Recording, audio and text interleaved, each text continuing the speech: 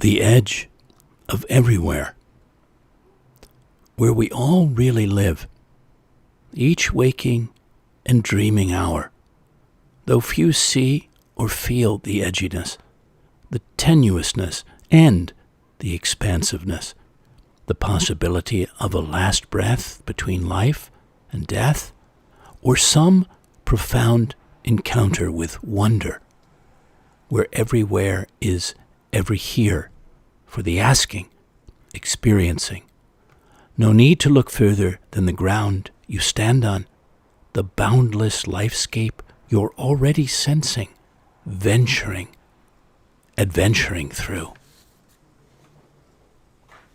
Welcome to the latest Floating Poetry broadcast, and thank you for leaning in to the 74th show in my ongoing weekly series, coming to you live from the soft southern coast of Long Island. This is your poet and poetorialist Colin Goedecke, a voice for living our days more poetically, more expressively, more soulfully. Last week we opened to ease of way, varied reflections, wise prescriptions, and easeful poetry to make entries into all kinds of ease, of mind, of heart, of body, of living, of being. This week, we're looking into new or greater states of curiosity. Being curious, musing, wondering, and letting them lead us to interesting places in and outside of ourselves. Letting them infuse and inspire our thoughts and feelings, our choices, actions, and interactions. I thought I'd shape this show around some of the things I'm curious about, often ecstatically curious about, that you may be also, or be moved to ponder. Wonderings reflected and refracted in all the themes I've chosen for these shows since the beginning.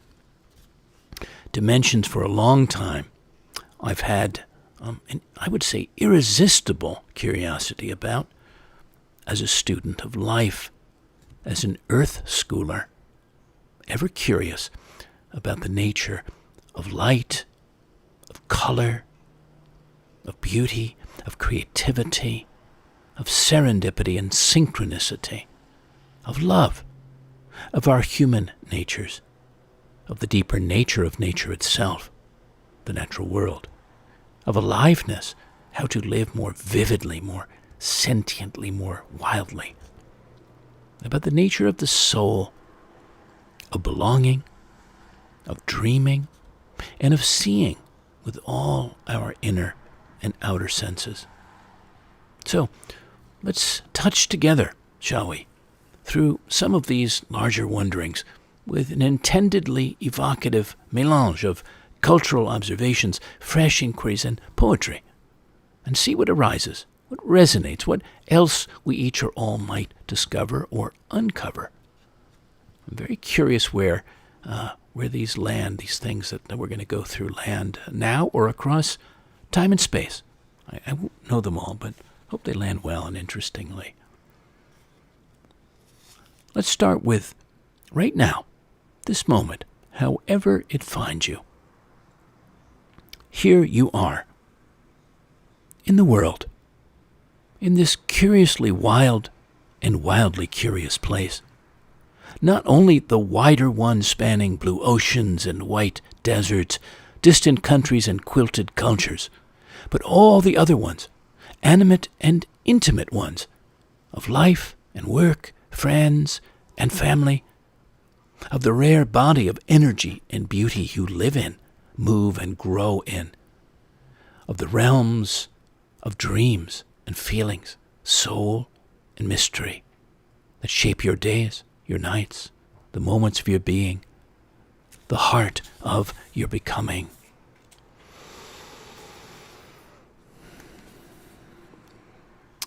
Well, on the power of curiosity, there's a book that I have and love. It's by Ian Leslie.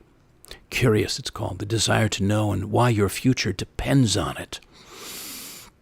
I recommend it to you. The more you know, he said, the more you want to know, the more connections you can make between the different bits of knowledge, the more ideas you have, which is why curiosity is really the wellspring of creativity. Our oldest stories about curiosity are warnings. Adam and Eve and the apple of knowledge, Icarus and the sun, Pandora's box. Early Christian theologians railed against curiosity. St. Augustine claimed that, quote, God fashioned hell for the inquisitive. Even humanist philosopher Erasmus suggested that it was greed by a different name. For most of Western history, it has been regarded as at best a distraction, at worst a poison, corrosive to the soul and to society. Well, there's reason for this, he says. Curiosity is unruly. It doesn't like rules, or at least it assumes that all of them are provisional, subject to the laceration of a smart question nobody has yet thought to ask. It disdains the approved pathways, preferring diversions, unplanned excursions, impulsive left turns. In short, it is deviant. Pursuing it is liable to bring you into conflict with authority at some point, as everyone from Galileo to Charles Darwin to Steve Jobs could have attested. A society that values order above all else will seek to suppress curiosity, but a society that believes in progress, innovation, and creativity will cultivate it, recognizing that the inquiring minds of its people constitute its most valuable asset. In medieval Europe, the inquiring mind, especially if it inquired too closely into the edicts of church or state, was stigmatized. During the Renaissance and Reformation, received wisdoms began to be interrogated, and by the time of the Enlightenment, European societies started to see that their future lay with the curious and encouraged probing questions rather than stamping on them. The result was the biggest explosion of new ideas and scientific advances in history. The great unlocking of curiosity translated into a cascade of prosperity for the nations that precipitated it. Today, we cannot know for sure if we are in the middle of this golden period or at the end of it. Thank you, Ian Leslie. So, curiosity. Some questions for you, dear listeners, as I sometimes like to ask. How strong is your curiosity? How rewarding has it been? When and where have you been extremely curious, both as a child and since then as an adult, if you are an adult now? What life questions, larger questions, are you most curious about right now? Ones you can't find the answers to on Google. What beautiful questions are you, or could you be asking yourself right now? Questions that, as David White says, quote, have no right to go away. Because the beautiful question is one that has the power to shift our thinking, catalyze inner change, and open us to new possibilities, aligned with our deepest longings and truth. As Wade explained in a superb interview he did with Krista Tippett from On Being, and I'd encourage you to listen to it. It's quite marvelous. The ability to ask beautiful questions, often in very unbeautiful moments, is one of the great disciplines of a human life. And a beautiful question starts to shape your identity as much by asking it as it does by having it answered. You just have to keep asking. And before you know it, you will find yourself actually shaping a different life, meeting different people, finding conversations that are leading you in those directions that you wouldn't even have seen before. Well, through his poems, many I've shared across various of these broadcasts, he offers a handful of such beautiful questions. Here are a few. What would my life look like if I was to drink from a deeper source? What would it be like to start a conversation with myself that my future self would thank me for? What would it be like to become the saintly ancestor of my future happiness? I agree with our poet, philosopher White, that the quote, conversations we can have with ourselves, both conscious and unconscious, are the cornerstones of our future. And that by asking ourselves, quote, beautiful questions like these and others, we can enter vital inner conversations, expand what's possible for ourselves, see and cross new frontiers of being, find our life purpose, follow our deeper callings, and much else. So, ask away. I was curious how curiosity itself is being defined out there, at least in some places, and I came across Psychology Today, Todd Kashdan, PhD, on the 5 dimensions of it, comprehensive new model to understand and measure it. 1. Joyous exploration, the prototype of curiosity, the recognition and desire to seek out new knowledge and information, and the subsequent joy of learning and growing. Number 2, interesting, deprivation sensitivity has a distinct emotional tone, with anxiety and tension being more prominent than joy, pondering abstract or complex ideas, trying to solve problems, and seeking to reduce gaps in knowledge. 3, stress tolerance, the willingness to embrace the doubt, confusion, anxiety, and other forms of distress that arise from exploring new, unexpected, complex, mysterious, or obscure events. Social curiosity, wanting to know what other people are thinking and doing by observing, talking, or listening into conversations. And intensity seeking, the willingness to take physical, social, and financial risks to acquire varied, complex, and intense experiences. Okay, so a little baseline, I guess, of a kind. I thought of wanderlust, right? That strong desire to wander or travel and explore the world, and we know about that. But what about wanderlust? I'm calling that a thirst for wonder and wondering. So maybe I'm coining it. I don't know if anybody has, but maybe I will. I, as a being and as a poet, am continuously and immensely and immersively, wholly, wildly, I would say often ecstatically curious about so much. Every day. And every day is constantly changing, so there's new things to be observing out of curiosity.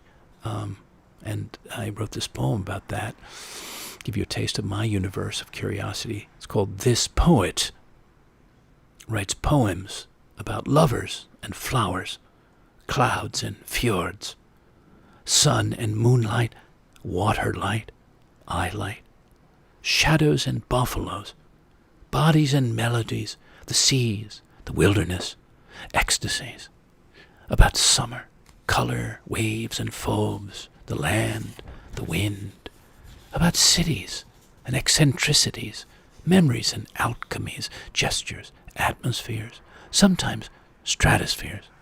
He writes about soulfulness and earthliness, silence and presence, singing and longing, becoming, belonging, all poems about living and diving deeply into our days, into the wholeness, into the innocence, into the radiance. This poet. So, why not let us ourselves be astonished, men and women, daily? It's so enriching when we open to all the wonder, great and small, all around us all the time. This is the Astonished Man. He comes from an exhibition that I did behind the curtain, debuted back in the spring of 2018. This is a character that I brought to life both visually and in his story poem here.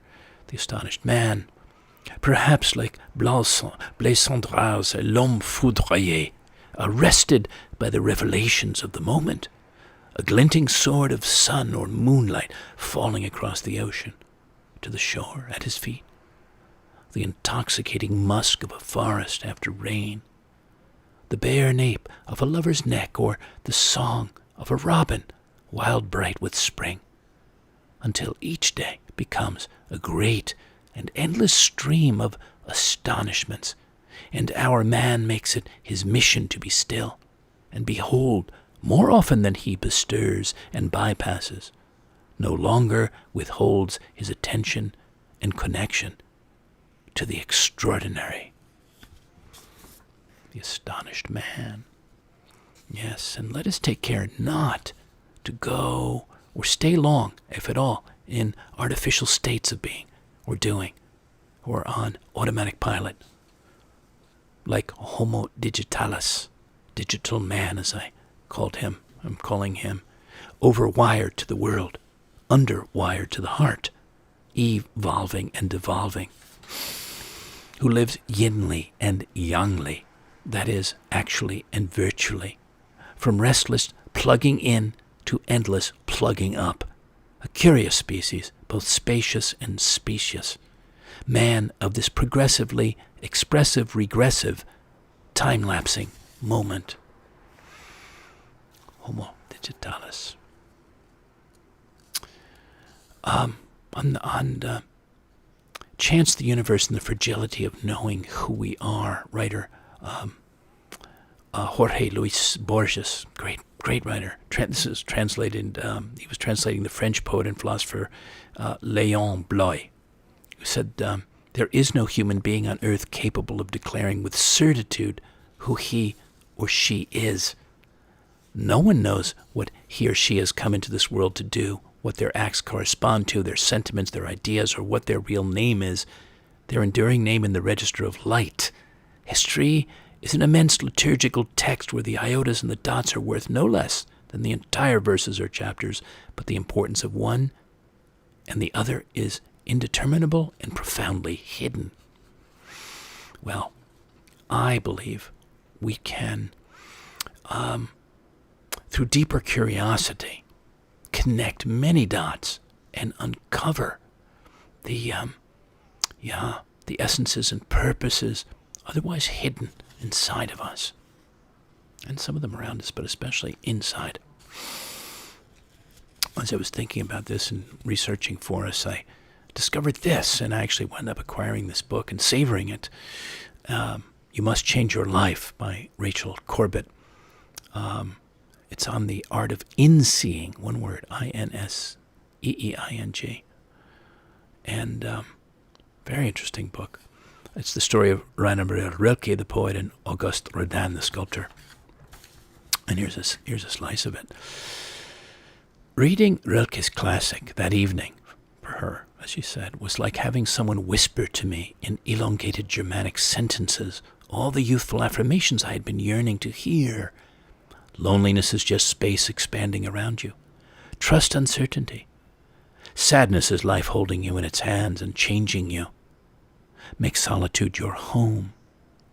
What gives the book and its enduring appeal is that it crystallizes the spirit of delirious transition in which it was written. You can pick it up during any of your life's upheavals, flip it open to a random page, and find a consolation that feels both universal and breathed into your ear alone. So if you're interested, look that book up. Okay. I also unearthed this thought on bridging the island universes of our experience. So Aldous Huxley spoke about making sense of ourselves and each other. And he said, "To see ourselves as others see us is a most salutary gift. Hardly less important is the capacity to see others as they see themselves." Thank you, Aldous Huxley. And Jane Hirschfield, she gives us this poem, Rebus, on entering each day's questions, I would say. You work with what you are given. The red clay of grief, the black clay of stubbornness going on after, clay that tastes of care or carelessness, clay that smells of the bottoms of river or dust. Each thought is a life you have lived or failed to live. Each word is a dish you have eaten or left on the table. There are honeys so bitter no one would willingly choose to take them. The clay takes them, honey of weariness, honey of vanity, honey of cruelty, fear. This rebus, slip and stubbornness, bottom of river, my own consumed life, when will I learn to read it plainly, slowly, uncolored by hope or desire, not to understand it, only to see? As water given sugar sweetens, given salt grows salty, we become our choices. Each yes, each no continues. This one a ladder, that one an anvil or cup. The ladder leans into its darkness. The anvil leans into its silence. The cup sits empty. How can I enter this question the clay has asked? Thank you, Jane Hirschfield. Where do you begin to plumb the waters of intrigue, interest, wonder, if you haven't already? So here's an invocation to that, a poem. How will you begin, or continue, to see and feel? Bring to light far more of yourself, who you really, beautifully, and so one-of-a-kindly are. Cast off the cloaks of whatever you're not, or thought you had to be. Find and live the unlived, undiscovered parts of your life. the buried treasures of your body, mind, heart, waiting to be discovered and embraced, honored and expressed. Pose big, beautiful questions to yourself, ones ready to reshape you just by courageous asking, honest pondering, starting from your soul. Begin new conversations, fresh and freeing conversations, with and without words, with the world around you, the people, the earth, and humanity around you. End those you've outworn or have worn you out. Kindle your deeper passions and compassions, from glowing embers to roaring bonfires. Reimagine how much more is possible, dreamable, where the world is your oyster, full of pearls. Revisit what is in this here, this now, most natural, vital, joyful. What brings you alive?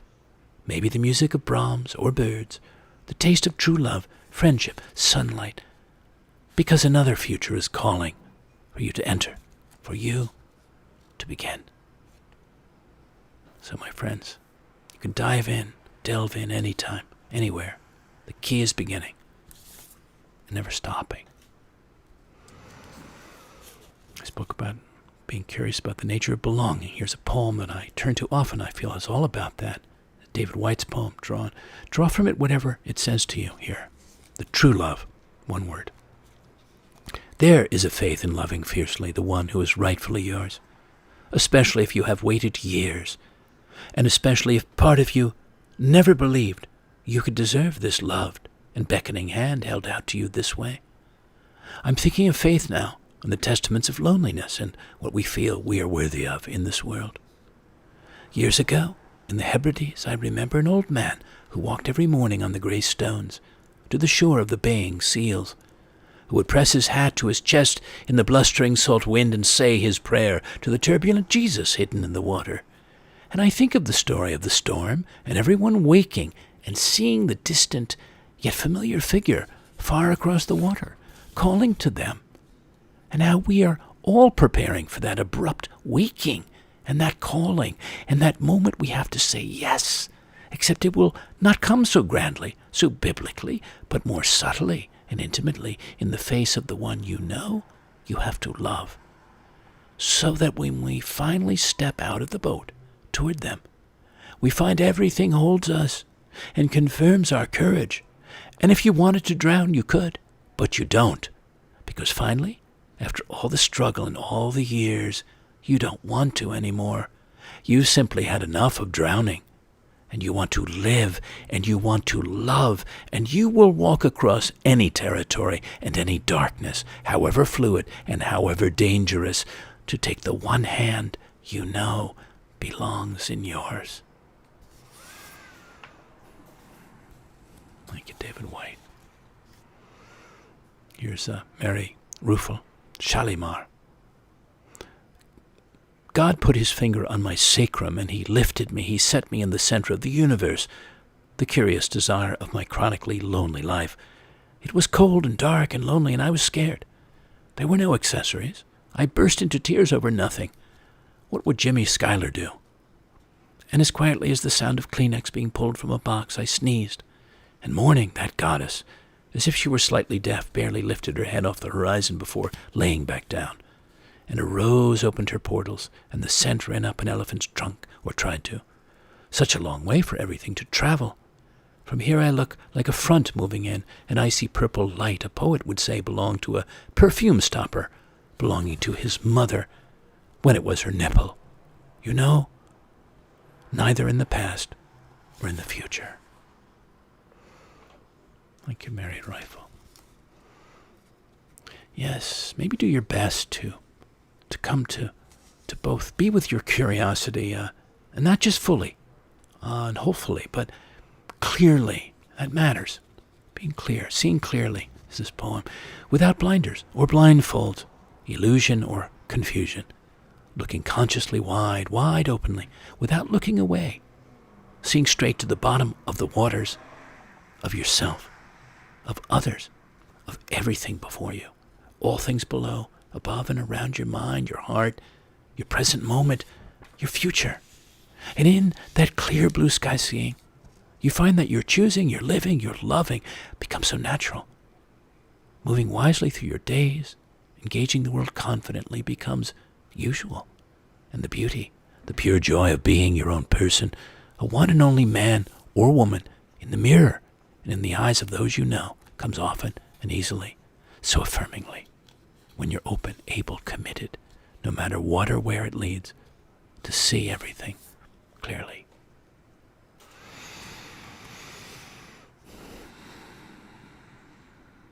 There's so much out there yet to encounter for each of us, no matter how much we've encountered already, experienced, discovered.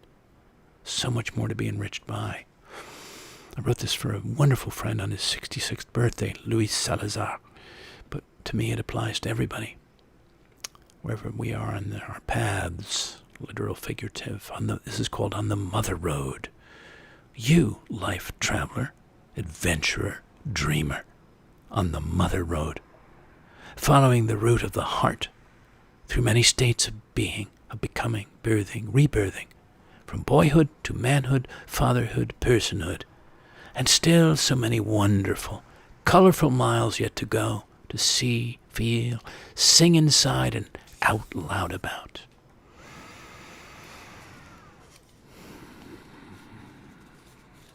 I wanted to touch a little bit, as you may be equally curious about dreams that you have had, are having, the nature of dreams. So many interesting people and books and ideas about them.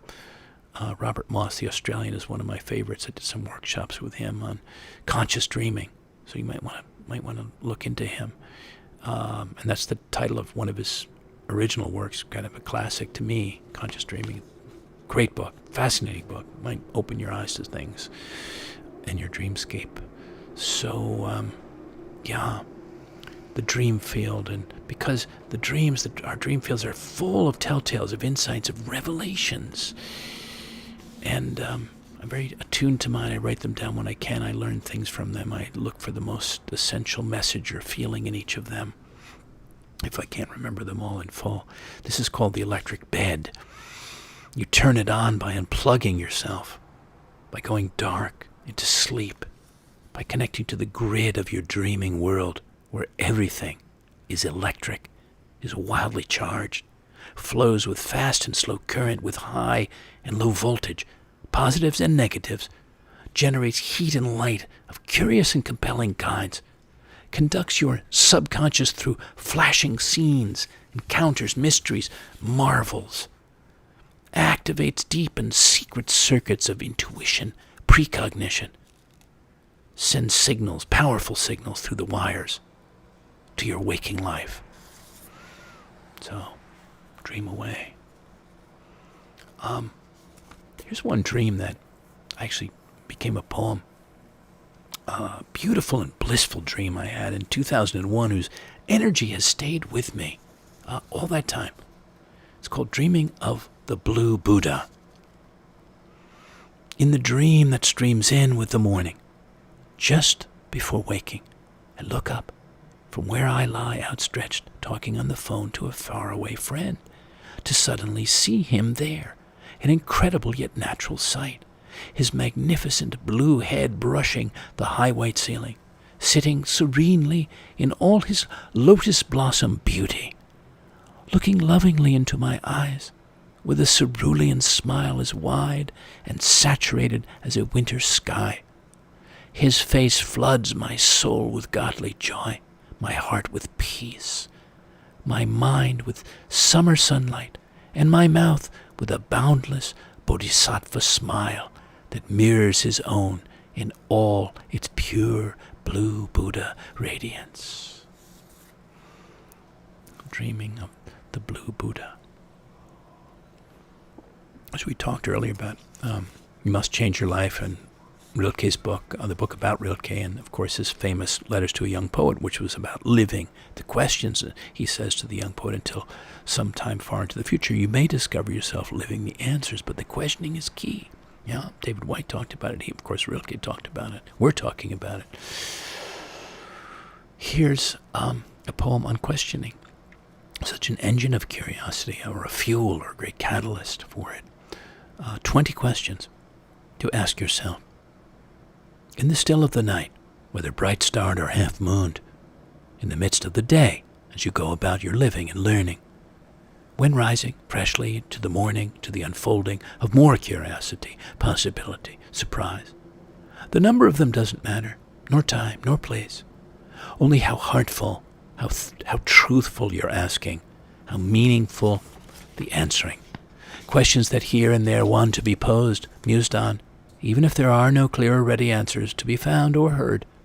Questions only you, with all innocence, can ask, must ask, without pause, of your deep knowing self. I love Billy Collins, who asks delightfully of the celestial, of the unknown, questions about angels. Of all the questions you might want to ask about angels, the only one you ever hear is how many can dance on the head of a pin. No curiosity about how they pass the eternal time besides circling the throne, chanting in Latin, or delivering a crust of bread to a hermit on earth, or guiding a boy or girl across a rickety wooden bridge. Do they fly through God's body and come out singing? Do they swing like children from the hinges of the spirit world, saying their names backwards and forwards? Do they sit alone in little gardens, changing colors? What about their sleeping habits, the fabric of their robes, their diet of unfiltered divine light? What goes on inside their luminous heads? Is there a wall these tall presences can look over and see hell? If an angel fell off a cloud, would he leave a hole in a river, and would the hole float along endlessly, filled with the silent letters of every angelic word? If an angel delivered the mail, would he arrive in a blinding rush of wings, or would he just assume the appearance of the regular mailman and whistle up the driveway reading the postcards? No, the medieval theologians control the court. The only question you ever hear is about the little dance floor on the head of a pin, where halos are meant to converge and drift invisibly. It is designed to make us think in millions, billions, to make us run out of numbers and collapse into infinity. But perhaps the answer is simply one. One female angel, dancing alone in her stocking feet, a small jazz combo working in the background. She sways like a branch in the wind, her beautiful eyes closed, and the tall, thin bassist leans over to glance at his watch because she has been dancing forever, and now it is very late, even for the musicians. Thank you, Billy Collins. Isn't that delightful? I have my own about the heavens and the gods. Rumbling, it's called. What are the gods rumbling about, raining and thundering about tonight, so suddenly? I take my naked body and curiosity out of bed, down the dark stairs and through the front door into the lavender-flashing air to see, where I pause, stand. Let the cool falling drops refresh my face and limbs, remove the day's sultriness. Let the soles of my feet slow kiss the wet stone steps. Listen to the hidden crickets and chorus of tree frogs singing their summer songs unstopped by the pouring. Feel the whole street fast asleep except for one upper light still burning across the way for another possible listener or wanderer, and the restless, blusterous gods astir somewhere, far beyond the star-blotting clouds.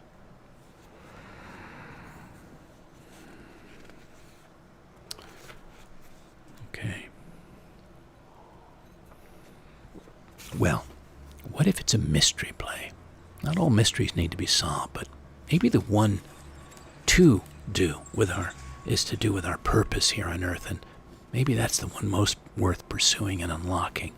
What if it's a mystery play, this life? And we must, like Holmes and Hercule, carefully, cleverly follow its clues, however false at first, or faint, or far-fetched. Deduce the meaning hiding inside it all. Uncover the heart of our story, at least enough of the mystery to reveal the particular part we're each here, each meant, cast into the world to play.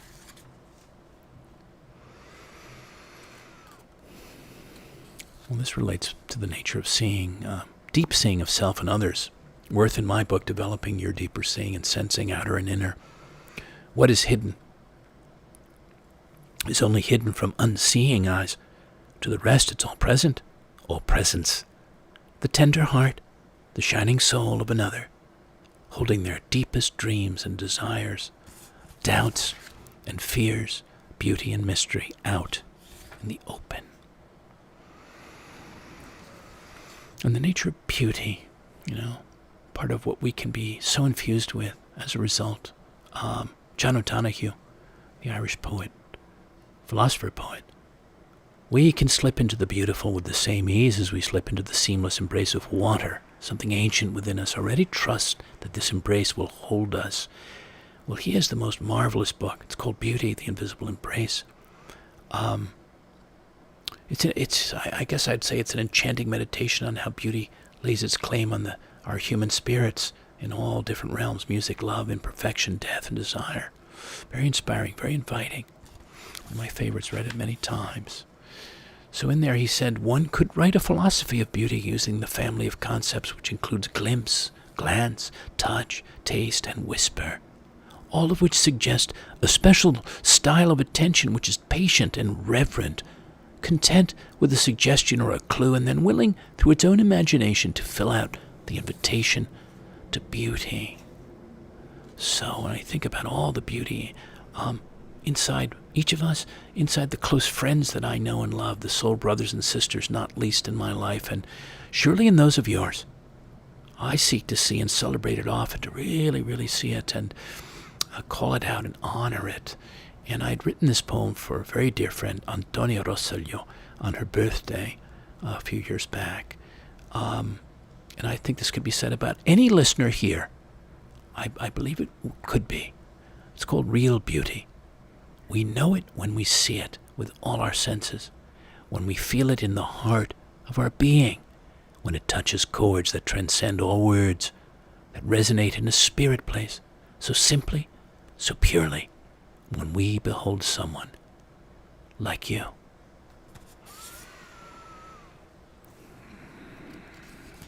I wanted to mention something about the nature of light, and I thought Lawrence Ferlinghetti's poem sort of sums so much of it up in a way for me. Instructions to painters and poets. I asked 100 painters and 100 poets how to paint sunlight on the face of life. Their answers were ambiguous and ingenuous, as if they were all guarding trade secrets, whereas it seems to me all you have to do is conceive of the whole world and all humanity as a kind of artwork, a site-specific artwork, an art project of the God of light, the whole earth and all that's in it to be painted with light. And the first thing you have to do is paint out postmodern painting, and the next thing is to paint yourself in your true colors, in primary colors as you see them, without whitewash. Paint yourself as you see yourself, without makeup, without masks. Then paint your favorite people and animals with your brush loaded with light. And be sure you get the perspective right, and don't fake it, because one false line leads to another. And don't forget to paint all those who live their lives as bearers of light. Paint their eyes and the eyes of every animal, and the eyes of beautiful women, known best for the perfection of their breasts, and the eyes of men and women, known only for the light of their minds. Paint the light of their eyes, the light of sunlit laughter, the song of eyes, the song of birds in flight. And remember that the light is within, if it is anywhere, and you must paint from the inside. Thank you, Lawrence Ferlinghetti. And I think, of course, the power of light and connecting with it both in the natural world and inside of ourselves. This was a poem toward that, an ode to the winter solstice. Standing still with the sun. This was in 2018. Meteors are showering overhead this solstice night, this nearly cold moon night, deep wintering night.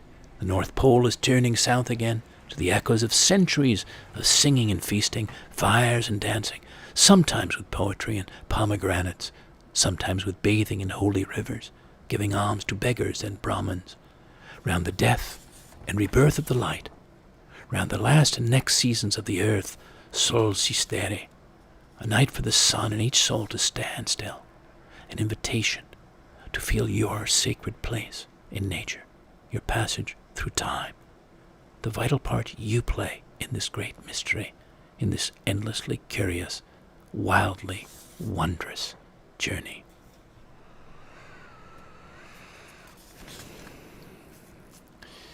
I wanted to talk a little bit about color, so I'm going to give us a little Mary Ruffle again, because there are endless things we could say and share, but here's a little bit from her. She thought of these on an emotional level, so I'll give you blue and maybe give you the one on blue. Did all the different colors. Blue sadness is sweetest cut into strips with scissors and then into little pieces by a knife. It's the sadness of reverie and nostalgia. It may be, for example, the memory of a happiness now only a memory. It has receded into a niche that cannot be dusted, for it is beyond your reach. Distinct and dusty, blue sadness lies in your inability to dust human organs. Ports cut off for part of every year. Words with too many meanings. Incense, insomnia, and the crescent moon. It's the sadness of play money and icebergs seen from a canoe. It is possible to dance to purple sadness, though slowly as it takes to dig a pit to hold a sleeping giant. Purple sadness is pervasive and goes deeper into the interior than the world's greatest nickel deposits, or any other sadness on earth. It is the sadness of depositories and heels echoing down a long corridor. It is the sound of your mother closing the door at night, leaving you alone. So she goes through all the colors, and at the end, it says in a tiny, dazzling author's note tucked into the neglected end matter of the book, who would only be discovered by very devoted readers, she names the unnamed subversion at the heart of her color wheel of the mind. She says, in each of the color pieces, if you substitute the word happiness for the word sadness, nothing changes. So, how about that? The great Russian painter, Vasily Kandinsky, he said many colors have been described as rough or sticky, others as smooth and uniform, so that one feels inclined to stroke them. Equally, the distinction between warm and cold. Some colors appear soft, so that even fresh from the tube they seem to be dry. The expression scented colors is frequently met with. And finally, the sound of colors is so definite that it would be hard to find anyone who would try to express bright yellow in the bass notes or dark lake in the treble. Color is a power which directly influences the soul.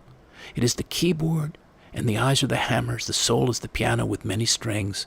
The artist is the hand which plays, touching one key or another to cause vibrations in the soul.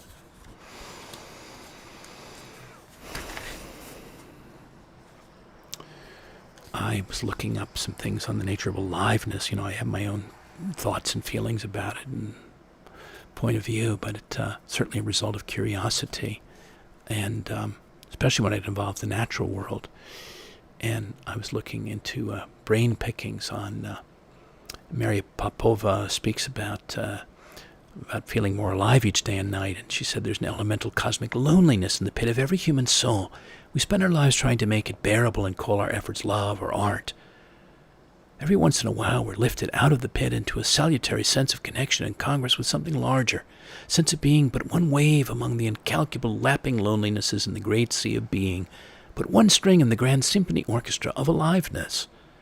For many of us, this sense awakens most readily in the natural world, where we feel ourselves part of larger rhythms, larger scales beckoning us to take the telescopic perspective of time, space, and being with the broadened lens of the mind. Whitman felt it most intimately, quote, on the beach alone at night. Hermann Hesse felt it among the trees. Antoine de Saint-Exupéry felt it in the desert. I feel it with my hand against the mosses carpeting the old-growth coastal forest. Thank you, Maria Popova. And when you are greatly awake, fully sensing, actively engaged and curious, everything is vivid.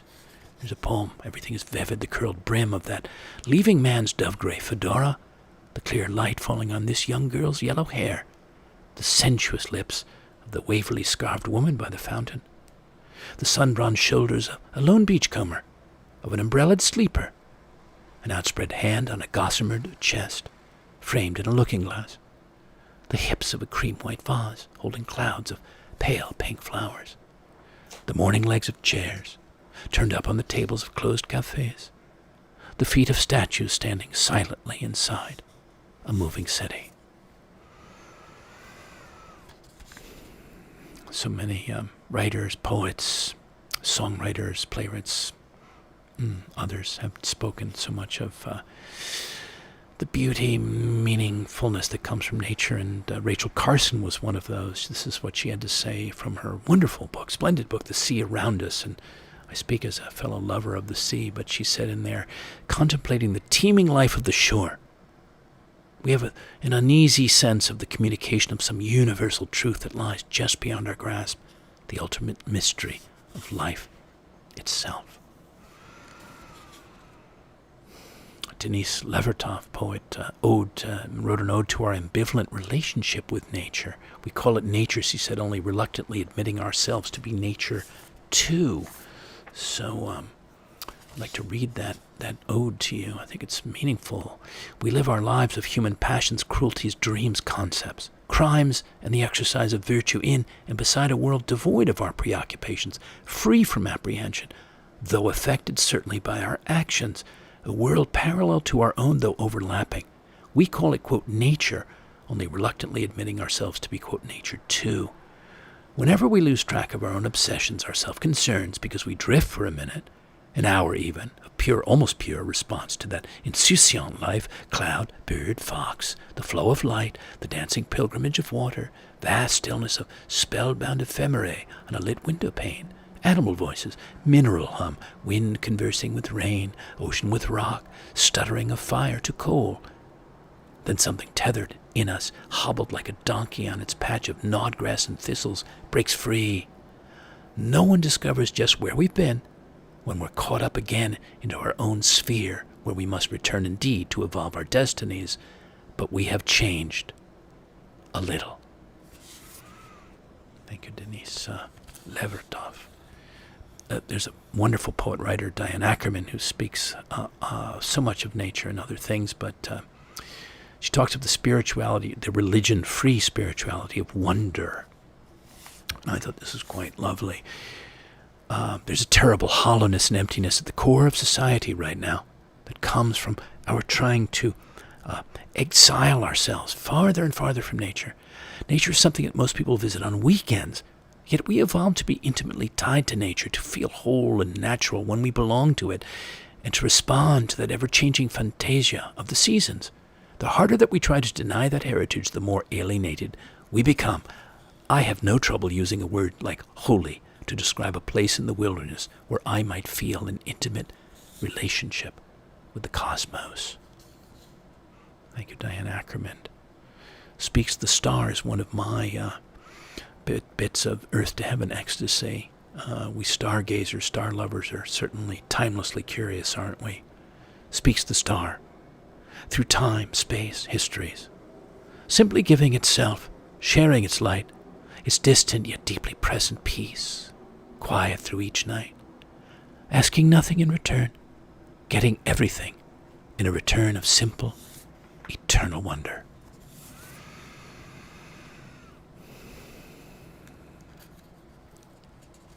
I want to come back to Ian Leslie's book, called Curious, because in here is a quote.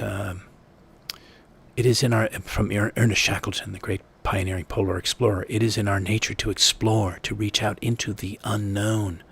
The only true failure would be not to explore at all.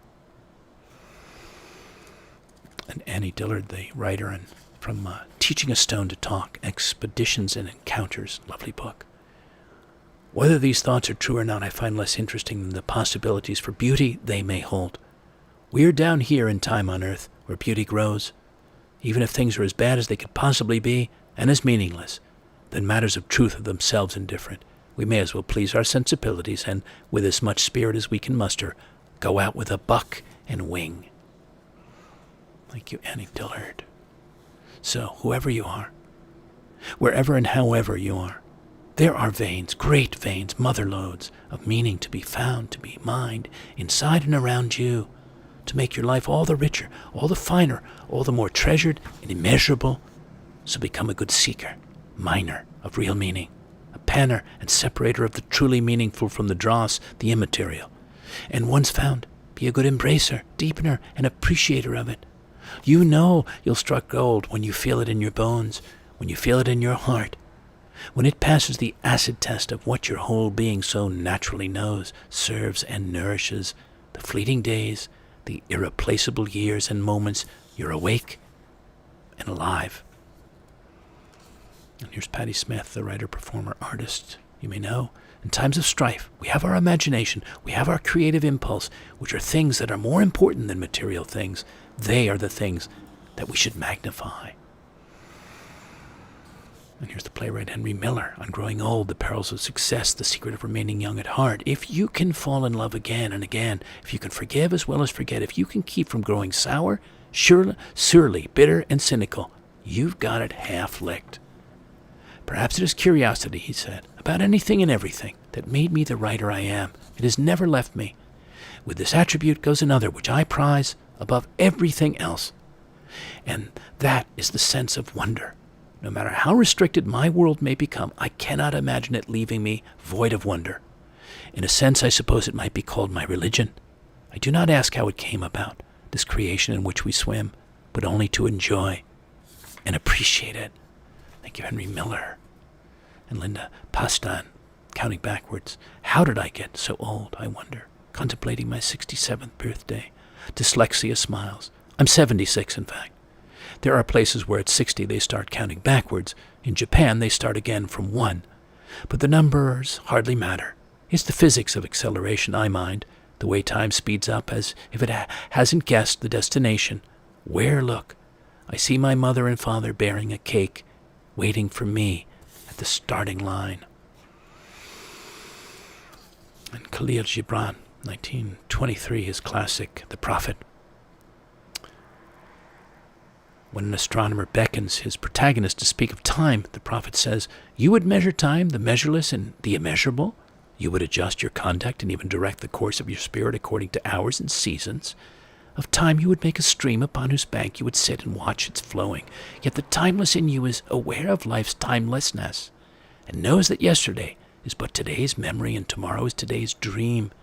And that which sings and contemplates in you is still dwelling within the bounds of that first moment which scattered the stars into space. And it is not time even as love is, and is not time even as love is, undivided and paceless. But if in your thought you must measure time into seasons, let each season encircle all the other seasons, and let today embrace the past with remembrance and the future with longing. So, we come into the very last things here. Let your life be a poem. A poem you live in. Poetry that lives in you.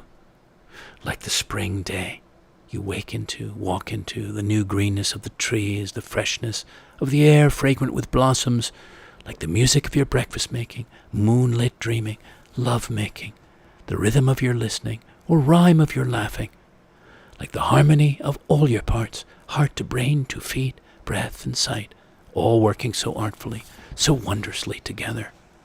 All the moments of beauty and joy, serendipity and aliveness, inside and out, your whole self meets and embraces, cherishes and dances with the pure poetry of your being and living.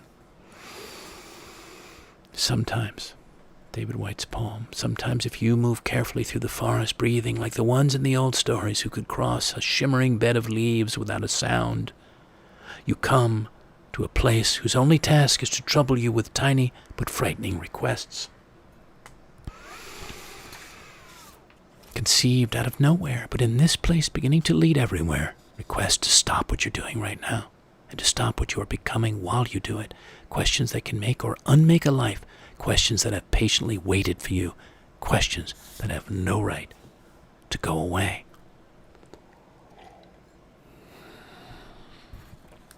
Okay, next to last. Soul to soul. Your soul to the world's soul. Your heart to the world's heart. Your mind to the world's mind. Microcosm to macrocosm. Connecting, conversing, being curious, co-creating. And last for now. Oh yes. What you say when the universe offers you another eclair or espresso, kiss or centavo. When you wake to another day alive, in good health and heart on earth. When you realize every moment as it arrives with or without fanfare, flower petals, confetti is brimming with serendipity, overspilling, fountain-like with all possibility. Oh yes. Thank you again for leaning in, floating in, feeling in, and wandering in from many places. Not least to those of you who listen often, thank you. I'm glad for everyone who finds value in these offerings from my poetosphere, and these programs in particular whose spirits are nourished, hearts uplifted, self-awareness and aliveness heightened as you tell me they are, and yes, greater curiosity evoked.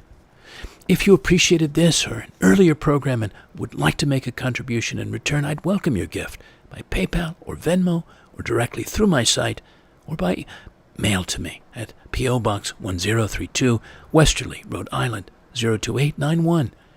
Patrons interested in hosting me on part of their own or another property as a working poet in residence to bring forth a flight of new poetic art and dedicate it to them, I invite a conversation. And I also welcome fellow artists to collaborate with on projects, musical to theatrical, and producers, directors, or others seeking a poetic voice. Meanwhile, you can hear all my broadcasts online as replays. I hope you lean in again next week, or soon again. Until then, dear listeners, here's to being curious, wildly curious about your inner and outer lives, your wider world, the marvelous and mysterious world of nature, all the things that can deeply engage, enchant, and inspire you and us, shape and amaze. Never stop wondering, asking and living beautiful questions, and discovering. Goodbye for now, and good spirits.